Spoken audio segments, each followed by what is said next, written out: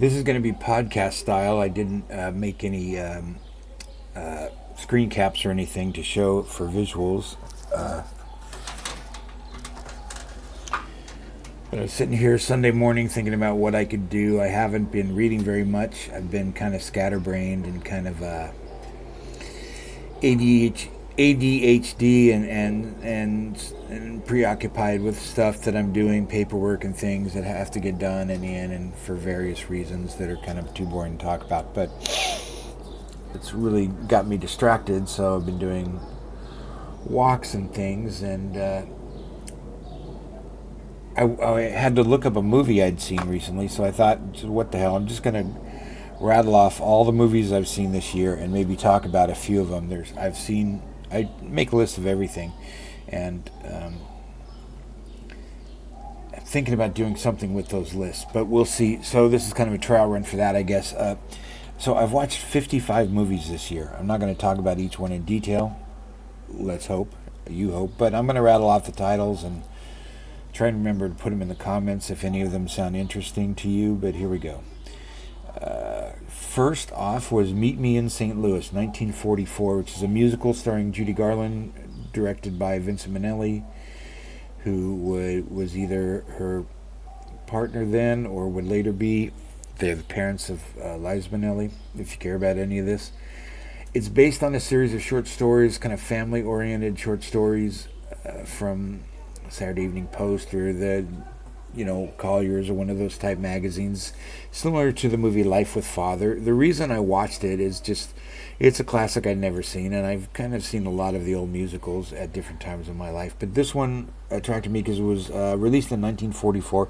Apparently it was a mega hit for the reason that it was super positive and light and family orientated, and this was, of course, 1944 was the depths of World War II. So it was really kind of cathartic for people, at least according to some theories I read, and it did very well. It's set in the 1890s or somewhere around there, around 1900, the Belle Epoque, which I always find myself these days going back to, in various forms, like I've mentioned before about Edith Wharton, because I got to mention her in every video, and various writers of that time, and even the kind of dumb HBO show that's on now called Gilded Age. Actually, it's not that dumb. It's a little bit whatever. Don't want to talk about that. Anyway, and so I enjoyed that for what it was. It's a collection of short stories about this family, upper middle class family in St. Louis. It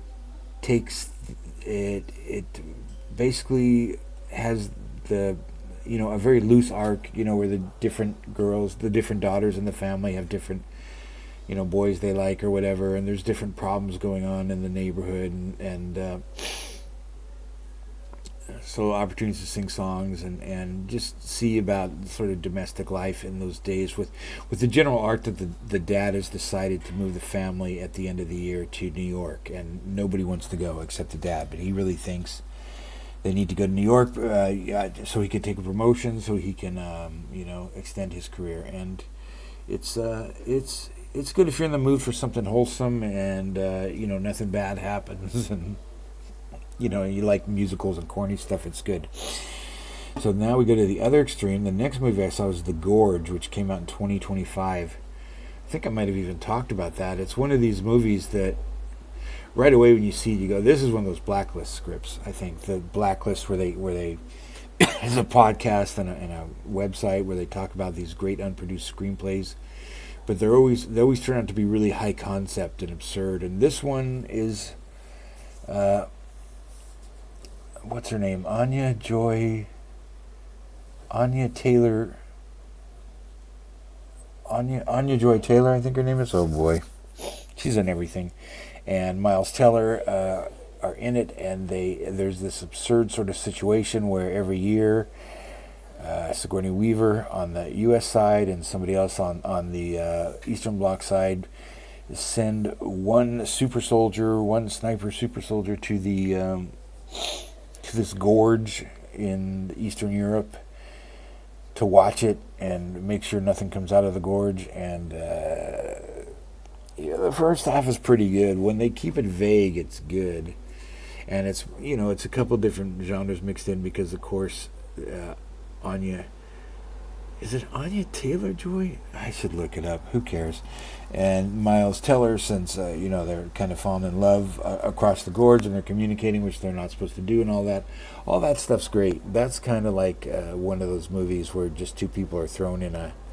And then, there's all this CGI stuff that happens in the second half. It gets kind of dull. But I don't think the movie did very well. But it's worth watching.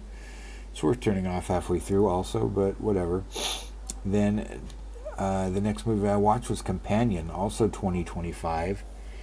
That's the movie where the guy from the Boys, the son of... I'm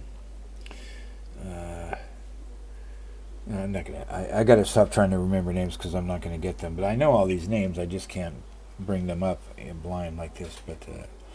Anyway, it's a movie that if I'm watching a new movie and I have an option to watch something like this is the kind of thing I pick. Like small budget, small cast, some weird stuff going on. Not necessarily horror. This is kind of horror. It's a murder mystery, but involves an android that comes out pretty soon. I don't think that's a spoiler. That one of the main characters is an android. A sex bot, sort of, I guess, companion, what they would call it, and it's pretty good low budget, small cast kind of thriller. I enjoyed it, science fiction-y. Then I saw Nosferatu, which came out in 2024. I really like what's his name, David Eggers. I've loved his other movies. I loved Nosferatu while I was watching it, but afterwards I was kind of felt empty, like it wasn't that much going on. I'm not sure. It's a remake, and it's a movie that's been remade before. Nosferatu is, of course, a 1920s film, ripped off, unofficial, a rip-off of Dracula. I believe Bram Stoker's widow successfully sued the creators of the film. Nosferatu is really good, really holds up. 1922 or whatever it was, for that early of a horror movie, it holds up really well. I did see it a couple of years ago. Then there's one that people like, with starring Bruno Ganz and Klaus Kinski from, I guess, the late 70s or early 80s. By who's it by? Is it by Herzog or is it by Volker Schlondorf? But I'm gonna, if any movie people watch this, they're gonna be very mad. But I'm not gonna look everything up because anybody can look it up.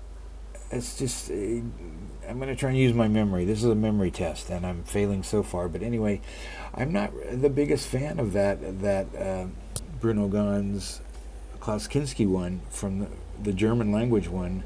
Isabella Johnny's on it too. I really didn't like it that much. I thought it was kind of corny and old-fashioned. And I watched it again recently, on the same time that I watched the black and white one, and I still didn't hold up. I thought it was kind of slow-moving and boring. Now come to Nosferatu 2024, the David Edgar one, and I loved The Witch. I liked The Lighthouse. I was gaga for the Northman, and so I was really looking forward to this. It's I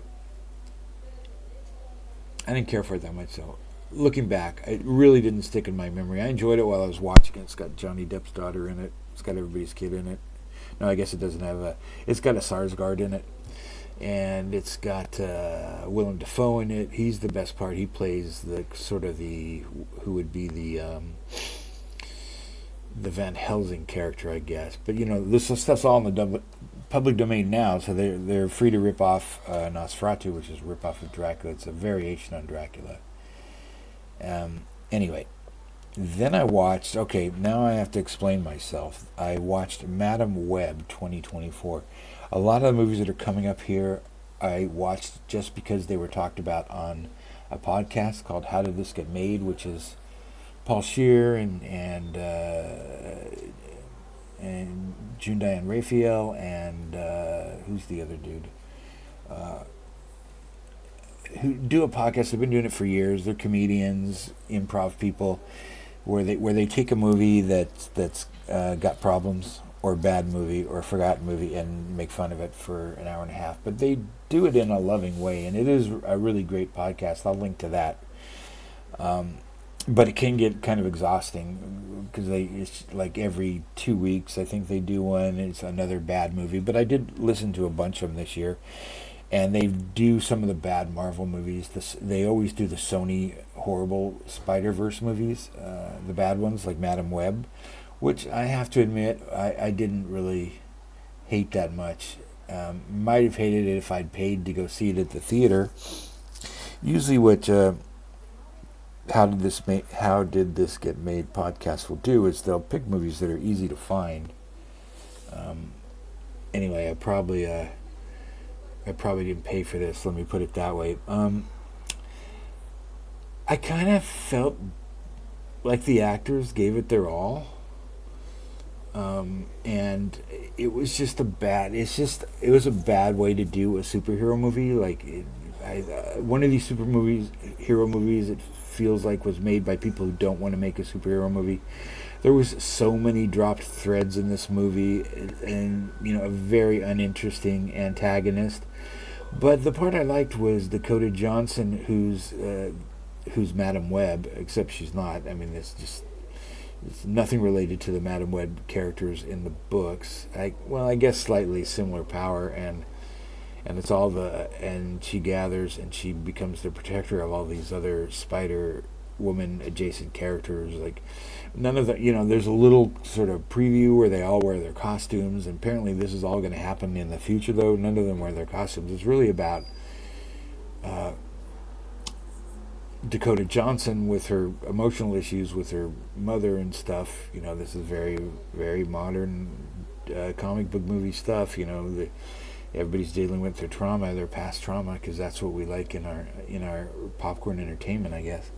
But she finds herself in a situation which is never explained. They all come together in kind of a psychic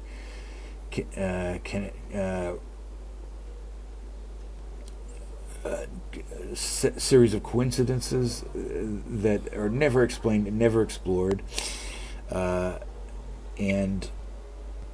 But she becomes like the mentor mother of these three, like Sydney Sweeney and a couple other girls that age. So Dakota Johnson's like, I don't know, probably like 30, I guess, and the girls that are supposed to be like high school age or something are probably like 20, and she kind of has to keep them together and stuff, and look out for them. And I thought she did a really good performance, and I thought it's probably the reason that people wanted to do the movie, but it just got so messed up, and you can tell there's lots of reshoots and nonsense. You don't really need to see it unless you're a Sydney Sweeney completist, I guess. She's not in it that much.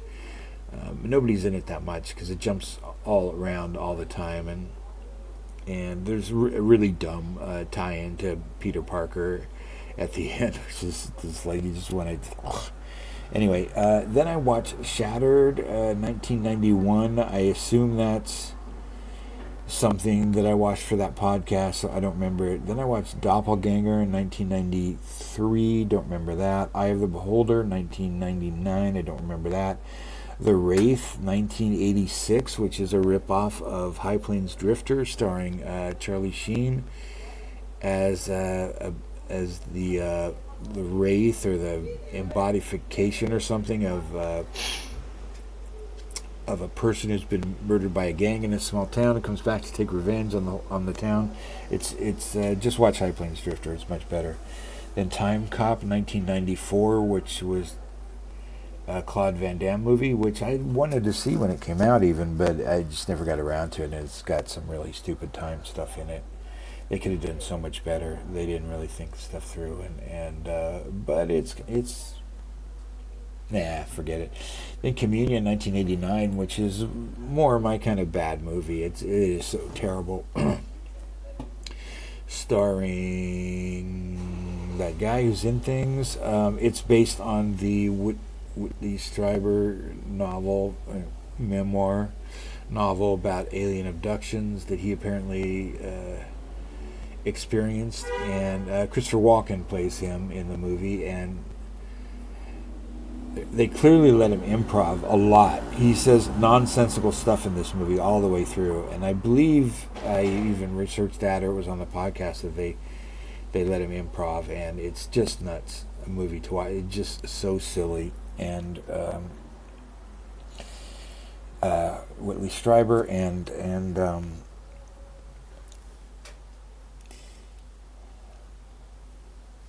probably got what he deserved out of this, but I think he was very unhappy with it. Okay, then I Know Who Killed Me, 2007. I remember this one because of its stupid title, and there's one great scene in this movie. Lindsay Lohan shows up dead or something, or she was killed, and then the daughter of this family, killed, found dead, buried, then shows back up as a living person. And there's kind of a big mystery, like, who is she? Was she really dead? What happened to the body in the grave? What's going on? But there is a scene where she figures it all out, and Lindsay Lohan herself, and she turns to her father, or possibly possibly not her father, we don't know, and turns and says, "I know who killed me." And it's probably the best line reading I've ever heard of a movie with a stupid title, where they use the stupid title in the movie. So it's kind of worth watching. It has the most ridiculous solution. You can, when you find out why there's two Lindsay Lohans and why they grew up separately, you would just not believe it. You would just never believe that any parent would make this decision. It was ridiculous. But, stupid movie. What do you want? Pluto Nash, 2002. Bad movie with... how can you hate... I just can't hate Eddie Murphy. I know people do hate him because he made a lot of bad movies, especially in this era, but... It's a futuristic thing. I forget even what he does now. Is he a bounty hunter or something? He's a crime guy. He's a con man kind of guy in the future. He's called Pluto, but they're on Mars and they're on the moon or whatever. I just like him. I just like Eddie Murphy. Can't help it. Even in a bad movie, and it's this has a lot of pacing problems and stuff. Has dumb twists. Has Rosario Dawson's in it though. She's always great. And there's a great performance by Randy Quaid as an android, not the highest functioning android, who's the bodyguard of Pluto Nash, and he does a great comic android. It's worth watching for that. Great performance. Passion Play, 2011. I think this was oh God, this was terrible. It was Mickey Rourke. I think some friend of his really wanted to make this movie. Mickey Rourke plays a forget it. It was terrible. Johnny Mnemonic, 1995. Really corny cyberpunk movie. Sometimes these movies are fun to watch just to see what was cutting edge at the time, or what people thought the future would be like, or that kind of things. They really don't often hold... I mean, there's some, of course, that hold up extremely well, but when they don't... When science fiction movies fail, they seem to fail really badly. But, they tried. Jill Rips, it's just a bad slasher movie about some Jack the Ripper comes back as a woman or something. I can't remember. It's I think it's with the guy from the Rocky movies, the Russian guy from the Rocky movies. You know what I mean? I think he's the star in it. Dolph Lundgren. It's a Dolph Lundgren vehicle. Tommy Boy. This was a rewatch. I can't remember why I rewatched it. Probably saw something with David Spade or something online and decided to rewatch it. Tommy Boy, 1995. Still holds up. It's a very funny movie with heart. It's a good one to watch if you're in the mood for those old kind of comedies that they don't do anymore, that I don't think they're capable of doing anymore. And then Voyage of the Rock Aliens, 1984. Just a bad kind of rock movie with a lot of parts trying to cut a bunch of videos together and music. Pia Zadoro's in it. It's really clumsy and a mess. So, but it's worth watching if you like that kind of stuff from the mid '80s. Then Kraven 2024. I know I said some good things about Madam Web, but Kraven is a movie about the Spider-Man villain Kraven the Hunter. Of course, he's a hero in this.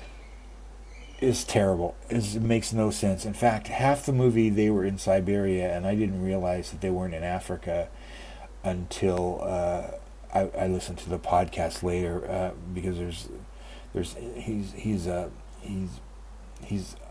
all the powers of animals and stuff, so he can hunt real well, and he's doing stuff in Africa. But apparently, they're in Siberia sometime, and it was just all so badly shot that I couldn't even tell. I'm like, why is there white tigers in Africa? And I'm like, oh, because they're in Siberia now. And I really thought his hideout, his lair, Kraven's lair, was in Africa someplace on this giant range, because he's always running around with, in different parts, he's always running around with elephants and stuff. And no, apparently they were in Siberia much of the time. So if a movie can't distinguish Africa and Siberia, it's not got a lot going for it. Ernest Goes to Jail, 1990. I'd never seen an Ernest movie.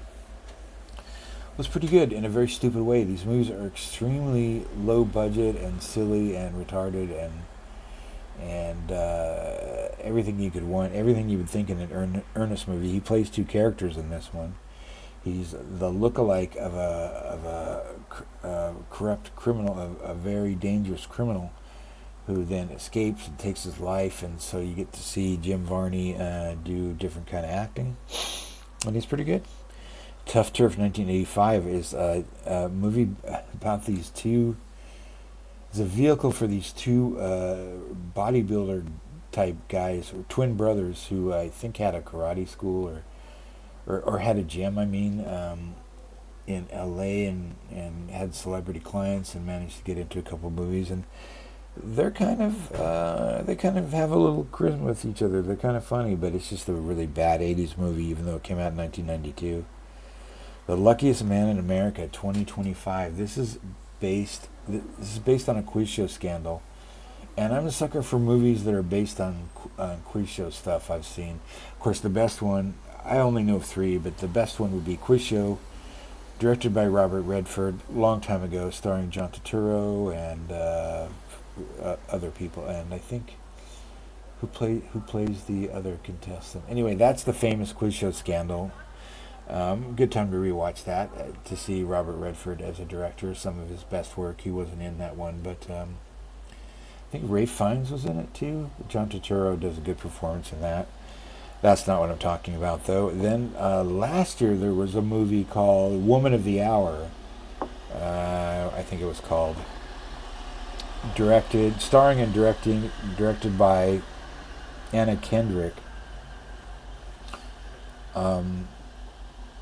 which is a very creepy story about a serial killer who, was it Richard Ramirez? Anyway, a famous serial killer who actually, after he was caught, they found out that he had done a dating game. He'd been a contestant on the dating game, and Anna Kendrick plays the bachelorette who has to quiz the three dating guys, and he's one of the guys, and then it cuts in back and forth, because there's really no story there.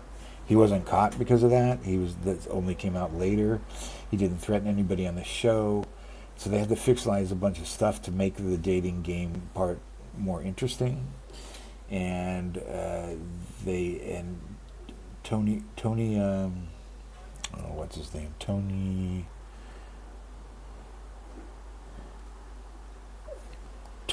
Hale from Arrested Development played the game show host. He's very badly miscast.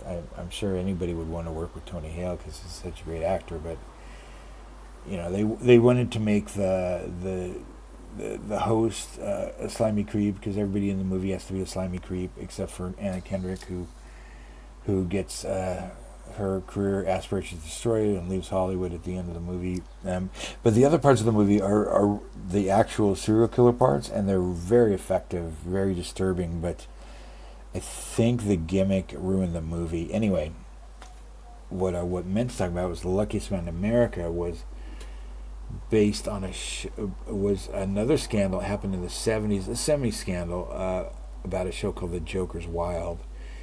And this one, this is an effective way of a screenwriter and a director and a company to make a tense, exciting movie out of basically nothing. I could explain this movie in one line and what happened, and you'd go, "Oh wow, that's crazy." But they managed to make a movie out of it, and they managed to put a lot of tension in it, even though in the end, ultimately, you realize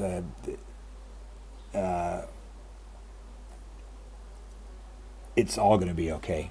So, The Luckiest Man in America is kind of a feel-good movie with a lot of tension in it. It has some against type things in it which are good, like the like there's a characters in it's a game show called The Joker's Wild, which I actually used to watch when I was a kid. I don't think I ever saw this one. I think I remember people talking about it though. Is it The Joker's Wild? Oh, or no, it is not. It is a different. If it's a different show, but it's a similar kind of thing where you have video screens and you hit a button to stop on the question or get a joke, or I don't know. Who cares? But they did a good job with that. Phantom Thread 2017. Okay, so this is the world's greatest director, other than the other two or three that are considered the world's greatest director, Paul Thomas Anderson. I watched this one because I'd seen most of his other movies. I loved Licorice Pizza, even though some people didn't. I loved the other one he did with Daniel Day-Lewis, There Will Be Blood, the one about the oil baron, and I loved the one he did about the Master, Scientology adjacent movie, although of course for legal reasons he swore up and down at the time that it was definitely not at all based on Scientology. And then you see the movie and what's his name is playing dead on L. Ron Hubbard character, and River Phoenix in it too. So those movies are great, and a couple of his other movies I like too. There was one he based on Inherent Vice. I turned it off, and this is also why I'm not going to see his new movie. It's just I don't like these a 60s radical from the underground and he's going to fight, but in aging hippie movies, I don't like them. I've never liked aging hippie movies.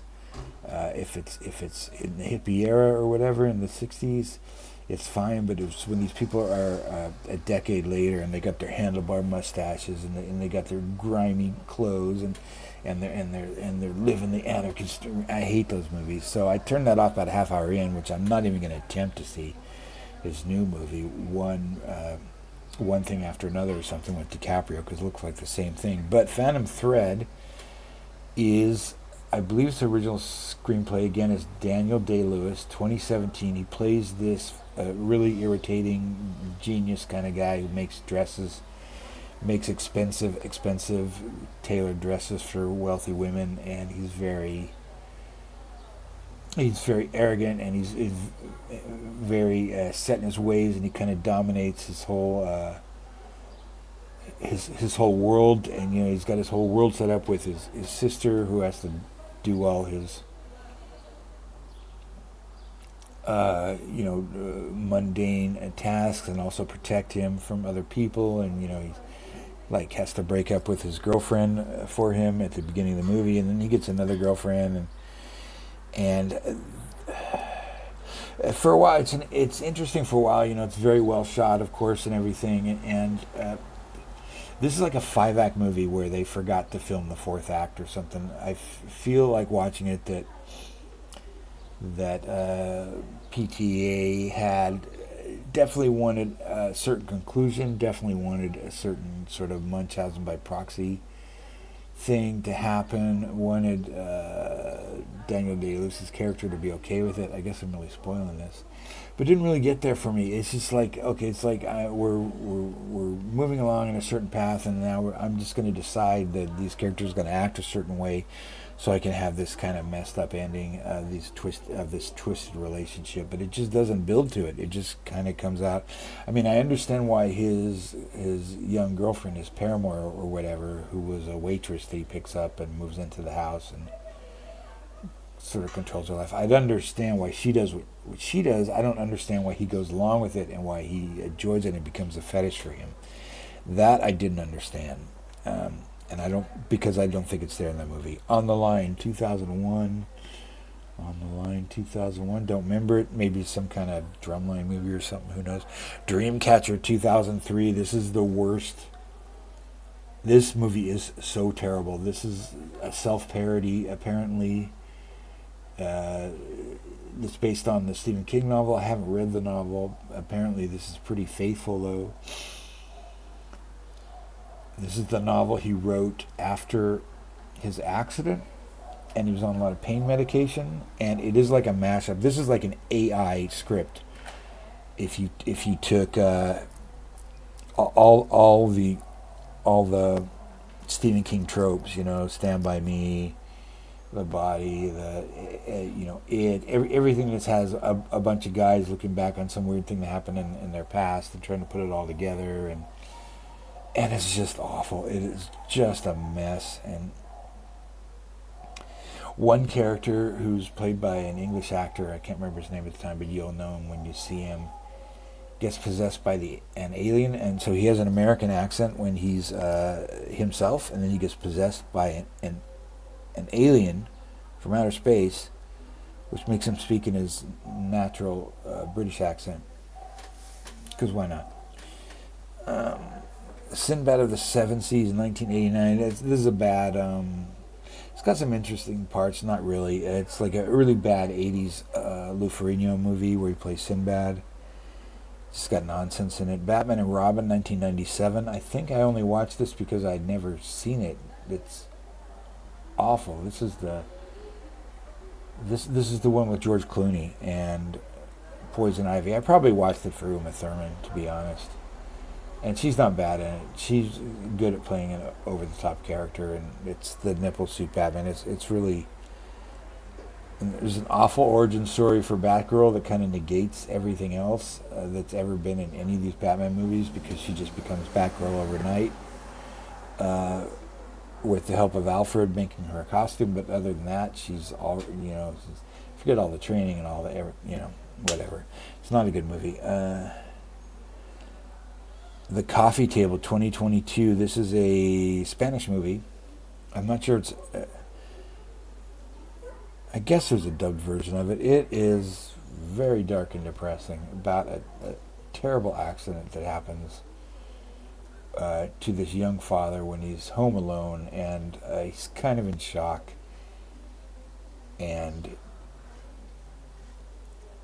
then his wife comes back, and then these people, and then his neighbor, his friends come over, and it's kind of cringe. I mean, it is, if you just want to watch with fascination, like how long you can spin out this incident into a 90-minute movie until the inevitable happens, and it's very dark, and but if you like that kind of stuff, it was interesting. It's definitely interesting. Okay, so 2023, Godzilla Minus One from 2023. This is great. This is the best Godzilla movie ever. And, maybe there's cheesier ones, but this is the best, by far the best serious Godzilla movie. It takes place, and half of it's not even a Godzilla movie, because it's really like just a story about post-war Japan. I mean, it starts in the war. The first encounter with Godzilla is during the war. God, it's so good. It's a Japanese movie. There was one there was one that came out a year or two before this, a new Japanese Godzilla movie, as opposed to the ones that are coming out here, which are just boring. But Godzilla Minus One meaning prequel. It takes place before all the other Godzilla movies. The main character is a kamikaze pilot who fails in his mission, decides to turn around and go home. He lands on this base where there's a few other Japanese soldiers. There's like a small base, just like 12 guys or something, who are not like the best or anything. It's like a refueling base or something, and they have the first encounter with Godzilla. I won't tell you how that goes, but then the kamikaze pilot, the ex-kamikaze pilot, goes back to Japan, and he's trying to rebuild his life after the war, and starts a family, and sort of a blended family, and it's just a wonderful movie, and there's tons of Godzilla in it, and it's like very well researched. It's a very fascinating movie just to watch about the reconstruction of Japan in say 1945 to 1950 or so, and how they kind of get their and at least in this time they kind of get their dignity back. There's reasons that there's plausible reasons in the story why the Japanese have to handle Godzilla without the help of the Americans or the Allies, which because of the Cold War situation, where the Americans can't be involved because it would be problematic during the Cold War. But I cannot recommend that movie enough. I got to get back to am I still taping? Yeah, I got to get back to the screen here. Fantastic movie. Of course, you got to deal with subtitles. If you can't deal with subtitles, I don't know what to tell you. Surf 2, 1984, another dumb 80s movie that I watched for the podcast. Don't remember it. Relatos salvajes, 2014. Oh, that's kind of interesting. Could have been better. It's a... I don't remember the English title, if there is one. It's a series of Twilight Zone-like stories. It's like short stories, Twilight Zone type. I really only remember the first one, which packs quite a punch. It's pretty cool, but it was not bad. It was fun to watch. Babylon 2022. I watched this because people have started talking about it, and they're trying to revive it, because it was a big bomb when it came out in 2022. It's by the guy who did that movie about the drummer with Miles Teller. And it was so good. I think I saw it with Margot Robbie. She was in it, and I always like her in anything. She could really save a bad movie, but this was not a bad movie. It was a great movie. If you like old Hollywood stuff, it is kind of extreme, and I think I think people were turned off almost immediately because of the first scene. There's a bunch of elephant poop that covers this guy, which is a joke about it's a visual representation of the old joke about from a blind man feeling an elephant, and what. Oh no, it's not that joke. The joke is a very old joke about a guy who's a circus, runs away to the circus and gets a job shoveling elephant poop, and he does it for years, and he's low paid, and he's behind the elephant shoveling poop, and the joke, and then somebody says, and complain about how he hates it and everything, and then the joke is somebody asks him why he doesn't quit, and he goes, what, and give up show business? That's the whole point of it's these people who are on the edge of show business. For the most part, there's some allegedly famous people too, and this crazy time in Hollywood in the 20s, leading right up to the advent of sound. If you like these kind of movies, you like them. This is kind of a grittier version of Singing in the Rain, or any other movies, or Day of the Locust, any kind of movies. People love movies about old Hollywood, but I think people in Hollywood were really offended by this, and but it is one of those, the magic of movies kind of movies. It's just kind of grittier than most. So I really enjoyed it. It's very long. The Bibi Files 2024. This is a documentary you can find online if you search for the Bibi Files and look for the website. It is a movie it was on Netflix for a while. It was repressed. It is a autobiography about Bibi Netanyahu and his political career, and it's great background no matter where you fall on the issues, and I am definitely anti-genocide myself. That's just me.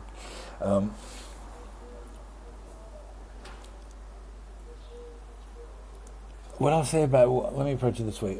A lot of Americans that I know have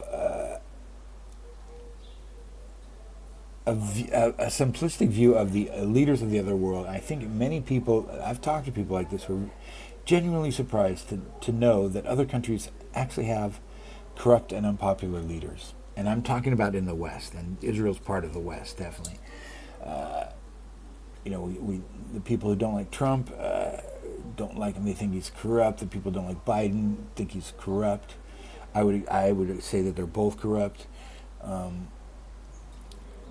then the same people will have no idea. I'm speaking about my fellow Americans. No idea how and they'll know our enemies are corrupt. They'll know Putin's corrupt, but they'll have no idea that Netanyahu or Zelensky or Keir Starmer or who's the French guy whose name I'm blocking on in a second, are wildly unpopular.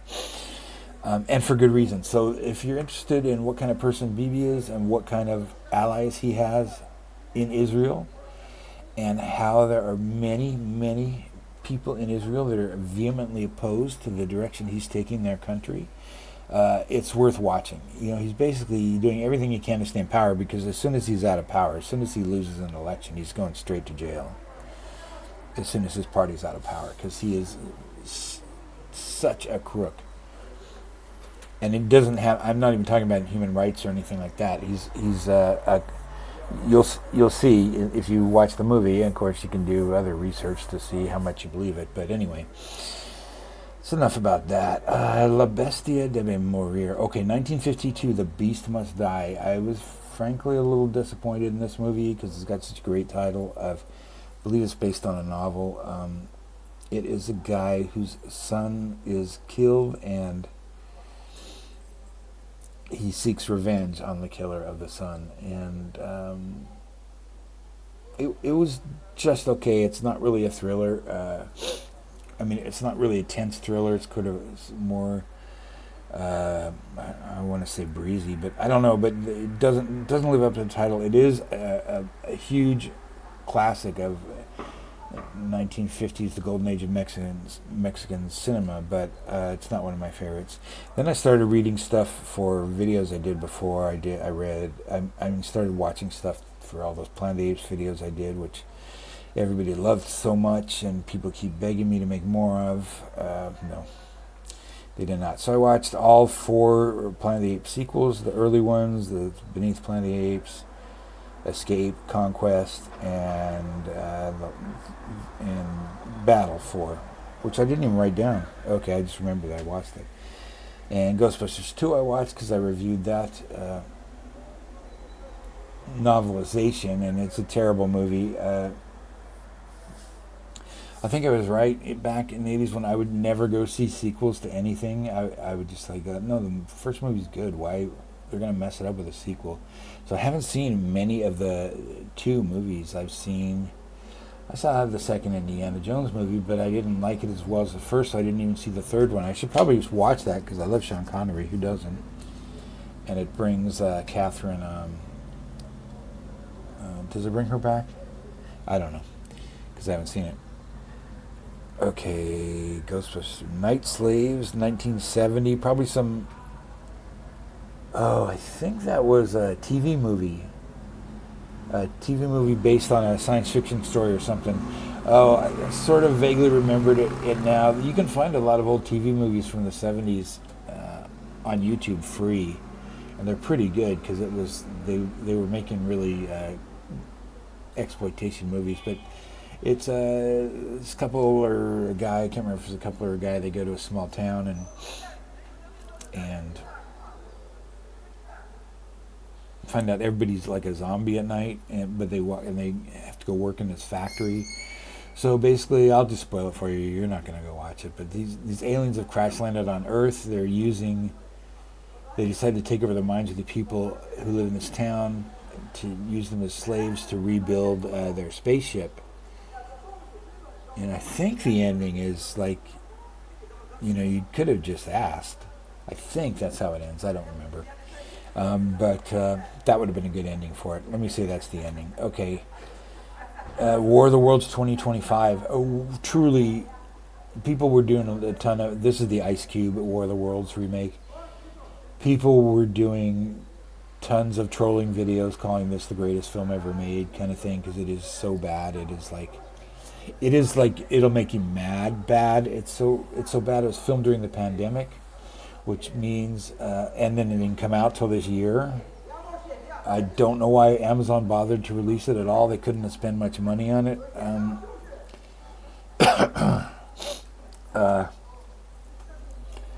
That's a mystery. It's really bad. It is such a bad movie. And I think I watched it because I had just read War of the Worlds. This has really nothing to do with it. It's got like found footage cut in. It's got that's the most ridiculous timeline. Like the aliens come, the entire world mobilizes, gets in like 15 minutes. It's because it's real time. It's like. And Ice Cube is the most reprehensible representative of a Western government that you can imagine. He's a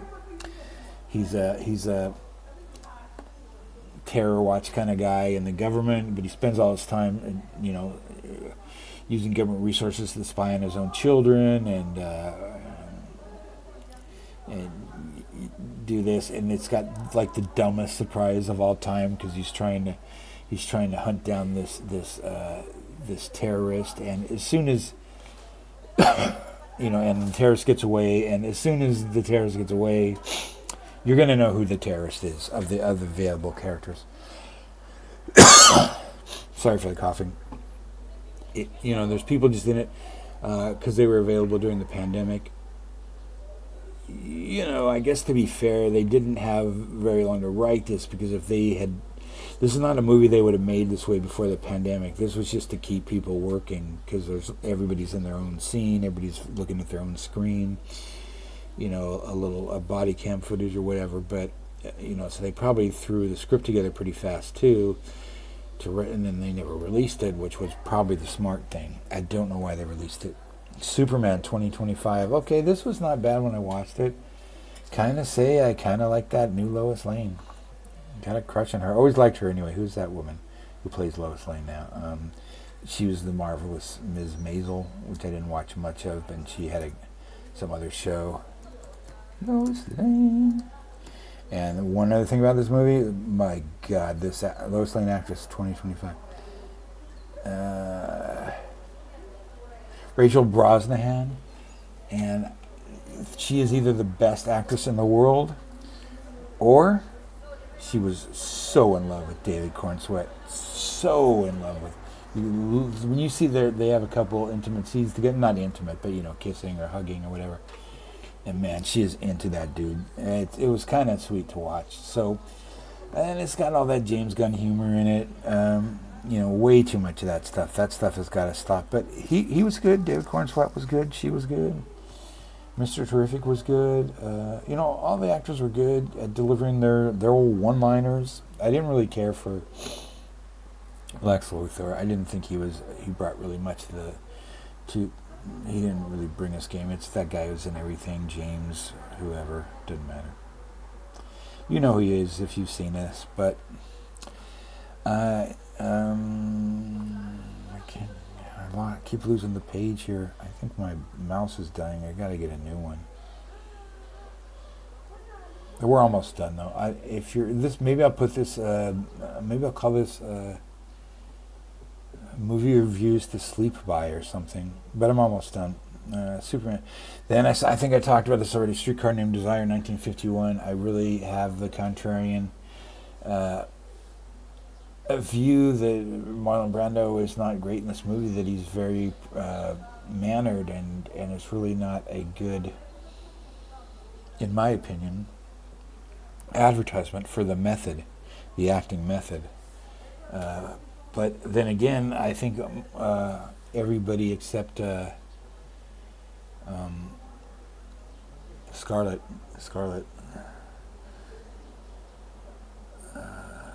is a method actor in it, so who knows? I don't know.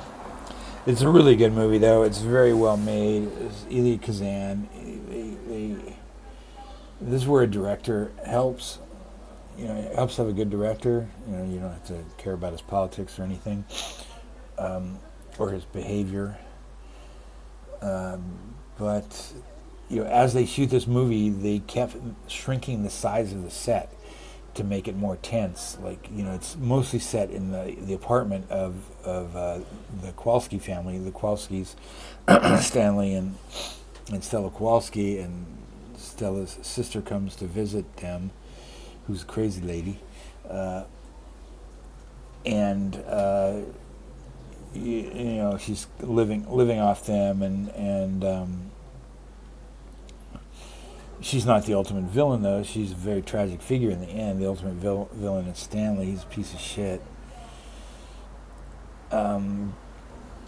But this house this tenement in New Orleans that they live in, they kept adjusting the set, making it smaller and smaller to build the tension, and the tension of having like a relative live with you and who won't leave and who's probably not in their right mind and everything. And so it's a good movie, excellent movie. I'd never seen it my whole life. And Julius Caesar, 1970, that was a rewatch I did for September, because it was, that's the Charlton Heston, John Gielgud, Julius Caesar color version from 1970, which is the first Shakespeare I'm confident enough to say that's the first Shakespeare I'd ever seen, because I saw it with my family when it came out, and I would have been 9, because I remember the bloody assassination scene so well. I think my parents regretted taking us at that point, but it's not the best version, but I do like it. It has a lot of good stuff in it. Then I watched Anthony Cleopatra, 1984, which is a videotaped version of that with people in it. I talked about it before, so anyway. Then I watched all the feature films of Poirot from the... Did I watch... Oh, I didn't write that down either. I know I watched Murder on the Orient Express by Sidney Lumet. I watched that after, but before that I watched the 3 that star Peter Ustinov: Death on the Nile, Evil Under the Sun, and Appointment with Death. Appointment with Death is not that great. That was made by Michael Winner in 1988, the director of a bunch of Cannon films, apparently a real asshole too. He directed Death Wish, but then he also did the Death Wish sequels. I think he did the sequel to The Wicked Lady, which I want to see. I mean, the remake of The Wicked Lady. And then I liked the woman who was the main character in that so much that I watched her in a movie called The Guardian. I think I talked about that already. Okay, so since then, that was 1990, The Guardian. Then I watched Hopscotch, 1980, which is based on a Brian Garfield novel. It is a spy movie, semi-comedy spy movie about Walter Matthau quitting the CIA and running around the country trying to write his memoirs for revenge. It's really good. Glenda Jackson's in it. She looks really good. Walter Matthau, always good. And Herbert Lom's in it. Herbert Lom, who played Dreyfus, Chief Inspector Dreyfus in the Pink Panther movies. So it's kind of, when he comes on, you start to laugh. He's playing a Russian spy master, and he's got like a trench coat and a slouchy hat. It's a serious role. I mean, it's not a broad comedy, it's not slapstick, but when you see him come on, you can't help think about Inspector Dreyfus, who's playing at the same time. And he has many dramatic roles that are good too. Okay, 2 more I watched, this just came up on YouTube, so I watched it. It's about an hour and 10 minutes long, I think. It's The Ruddles, All You Need Is Cash, 1978, which is an Eric Idle TV movie produced by Lorne Michaels, about the rise and fall of a Beatles type band. Allegedly, they're called the Ruddles, and there's parodies of all their songs by, what's that guy's name? That great songwriter. I'm sure Eric Idle wrote some of the songs too, but it's pretty funny. It holds up like a lot of that Monty Python stuff does, but who wrote those movies. You find it online. Just Google the Relatos or type the Relatos on YouTube, and some of the songs like Cheese and Onions, all these songs that sound so much like. There's like a song called Get Up and Go, which is just exactly Get Back, and Cheese and Onions, which is like really sort of the central like Rubber Soul to Sgt. Pepper's kind of era of surrealist music by them. And they're very fun to watch if you like the Beatles at any point in your life. That's worth watching. Apparently there's remixes and recuts and anything, so just watch the original from 1978. There's one that came out a few years later, but they just put in extended stuff. And Mick Jagger's also in this as a talking head. Mick Jagger and Paul Simon are talking heads talking about the Relatos. It really is anticipates Spinal Tap by a number of years. Probably not as good as Spinal Tap, but it's still pretty good. Then the other night last night I guess, I watched How Awful About Alan, 1970, with Norman Bates himself. This is one of those movies that Anthony Perkins got stuck making for the rest of his life, where he plays a creepy dude who comes out of a mental institution or something, and although he's not the villain in this, he's the hero. But it's a good movie. It's directed by what's his name, Curtis Harrington, I think, who's kind of a cult director, experimental director, and then moved into horror, and then ended up writing TV and stuff. But had a big hit with an independent movie called Night Tide, starring Dennis Hopper, which is kind of a, would I say Lovecraftian? No, more like who's a writer like Lovecraft but more romantic in tone? I'm forgetting now, but anyway, How Awful About Alan stars him, Tony Perkins, and it's based on a novel by the guy. Should give him credit, I guess. Who did a bunch of what are called hagsploitation films? Like, it's the guy who wrote this. This is a novel, and he is a screenwriter and a novelist, and he. Curtis Harrington. Did I say Chris Harrington? But he wrote the screenplay for the first hagsploitation movie was Whatever Happened to Baby Jane. And then he wrote the novel, I believe, for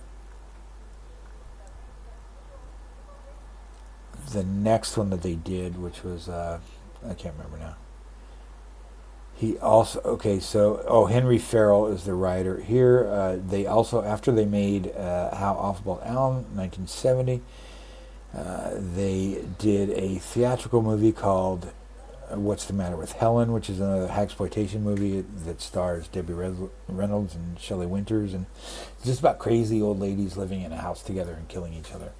All those movies. Whatever Happened to Baby Jane, How Awful About Alan. Although, I mean, in kind of a way, Anthony Perkins kind of fits the hagsploitation thing, even though he's not that old and he's male. But it's kind of the same mood. There's one called Who Slew Auntie Roo. There's a ton of them that were made at this time that are really fun movies, and gave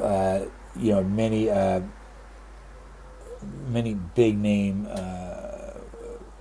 actresses would take these roles because they were older and their careers weren't doing as well, and they would give really good performances. And Shelley Winters is kind of the queen of it, I think, because she was in a bunch of them. That's it. That's what I watched in 2025. Will I watch anything else? Probably not. I have a couple things in mind. I have 2 movies in mind. I might watch that How Awful About, or Who the Hell Was Helen, or whatever I just said the name of it was. And I was going to watch a movie I just heard about by Sidney Lumet, since I like him a lot. It's called, it's a Sean Connery movie from the early 70s. But if I watch it, I guess I'll talk about it later. Okay, that's enough. I'm going to talk for 8 more seconds so I can get a 1-hour video of it. I'm going to call it nap time or something like that. Listen to me talk about movies while you sleep. And now you've done it. Thank you very much.